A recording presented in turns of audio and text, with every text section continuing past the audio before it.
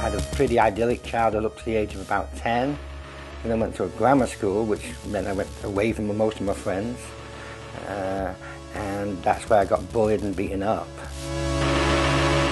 As somebody who'd been diagnosed epileptic at the age of 4, I hadn't really thought of myself as a disabled person.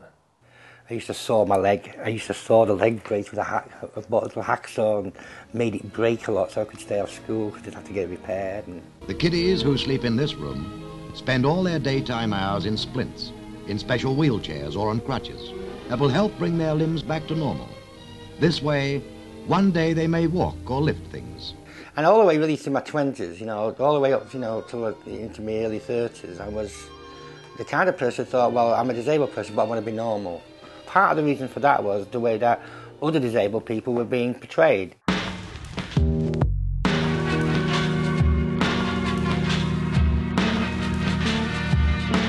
Well, the social model of disability as a concept emerged primarily from disabled people's organisations during the 1960s.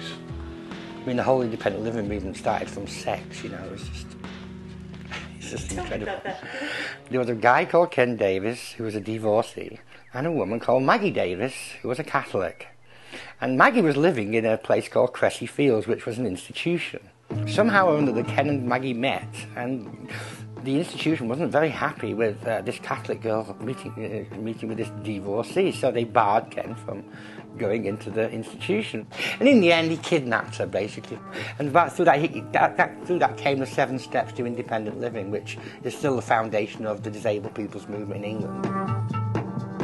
What the social model says is that the issues that most disabled people face once they've come to terms with impairment are actually social.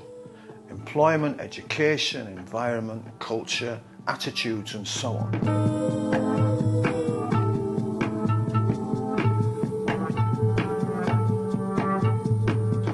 Now, the idea that you can focus on society as the problem rather than impairment or the condition is a radical idea.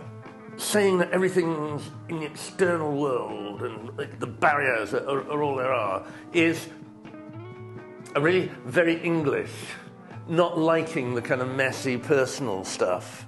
You cannot address disability without getting involved in politics. I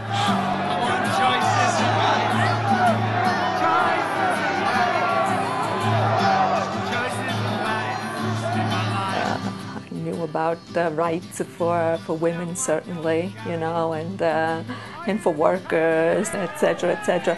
But somehow it never occurred to me that as a disabled person, I had rights.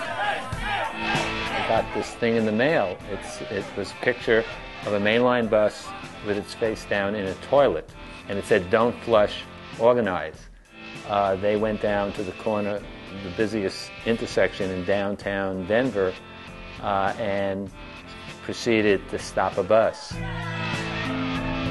So in the afternoon, the head of the Federal Transit Administration was invited to come, and we ended up surrounding his car, making the demand that we wanted them to commit that all new buses would have lifts.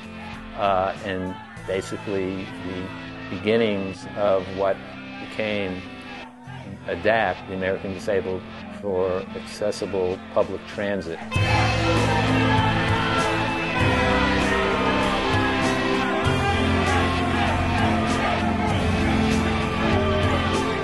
When I started becoming involved with ADAPT, that's when I started getting arrested over and over and over again. Right now, by the way, I'm on probation with a stay-away order from all congressional buildings in Washington, D.C. And not just the buildings, the grounds. All of a sudden, in downtown Austin, Texas, where we are now, all of a sudden you'd see people you never saw before, waiting for the bus, people rolling in the streets. And, you know, it really is amazing, you know, to see, you know, that it's not just theoretical advocacy, that it really has converted into changing people's lives.